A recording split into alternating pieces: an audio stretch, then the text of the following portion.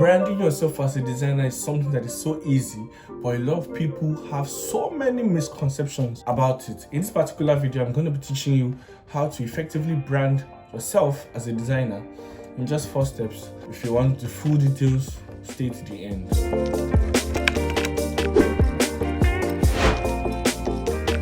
Hey guys, welcome to the channel. I'm Creative Oche from Creative Community. Glad to have you here again. In this particular video, I'm going to be properly teaching you how to effectively build a brand as a designer and how to stand out from your crowd of designers, because a lot of designers has been existing these days, so you need to stand out. The first key thing is discovering who you are. You see, a lot of people don't really know who they are, what kind of client they should work with, what kind of solution they offer, and how they can stand out. How can you necessarily stand out by defining who you are? Number one, when you have a definition of who you are, you know where to focus. So discovering who you are is a very vital thing in building your brand. So these are questions you can ask. Number one, who am I? What kind of service do I offer? What kind of clients do I want to focus on? Or who are my target audience? Number three, what kind of solution can I give to them? Or why am I doing this thing for them? So you need to ask yourself these questions. When you have answers to these questions, you can effectively answer any client and know where to put your attention. The problem is that a lot of people don't believe that they need to answer these questions. So if you don't have answers to these questions, you will be confused, and also you will find it difficult to get clients that you need.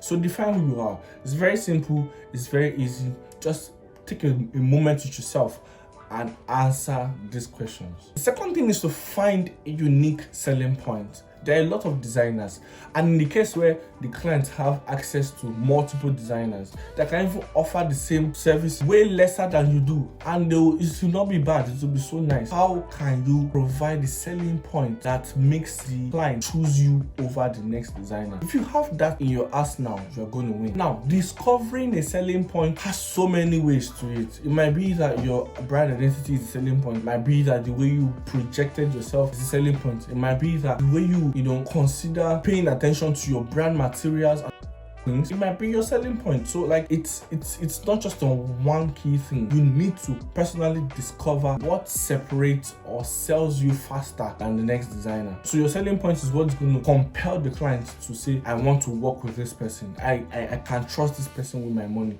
and I believe that they will provide something great to me. So you need to have a selling point that distincts you from the next designer. The third key thing is to create a brand identity. I see no reason, literally no reason why you should be existing without a brand identity as a designer. And you are complaining that you don't have clients. You need to have a brand identity. You need to have a brand identity. If you want to win and you want to make sales this year, you need brand identity. It's because it's very, very important. It's very, very vital. People are so many that are designers, and you cannot really tell who is who. But when you have a strong identity, a brand identity. What is a brand identity? Your brand identity is the things you put out that helps you get noticed in the market. Your colors, your logo, your brand patterns, all these things, they really matter. In as much as I'm recording a video for Creative Community, I have my own separate brand, and you can tell the difference. So you need something that distincts you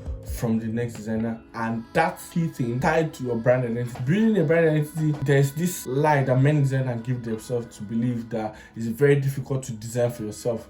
It's a lie. It's as easy as just picking a cake, putting it into your mouth. Because building a brand identity for yourself, there's no brief, there's no guideline, nobody's push, nobody's limiting your mind. So you have the liberty to design and express your creativity. Take that time, focus on building your own brand identity, and start putting out your stuff out there. Which leads me to my next point: becoming visible on the internet. Your brand identity with consistency will create a consistent mentality and a consistent picture of your brand in the mind of your potential audience.